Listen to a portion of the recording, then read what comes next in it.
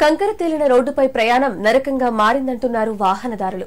రాత్రి వేళల్లో వెళ్తున్నప్పుడు ప్రమాదాలకు గురవుతున్నామని ఆవేదన వ్యక్తం చేస్తున్నారు.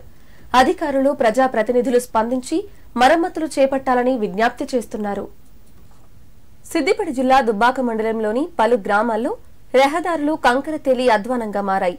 మండలంలోని యనగుర్తి గ్రామం నుంచి బొప్పాపూర్, ఆకారం, రఘోత్తంపల్లి, గోసాన్పల్లి గ్రామాల మీదుగా శిలాజీనగర్ వరకు ఉన్న బీటీ రహదారి కంకర తేలి అధ్వానంగా తయారైంది.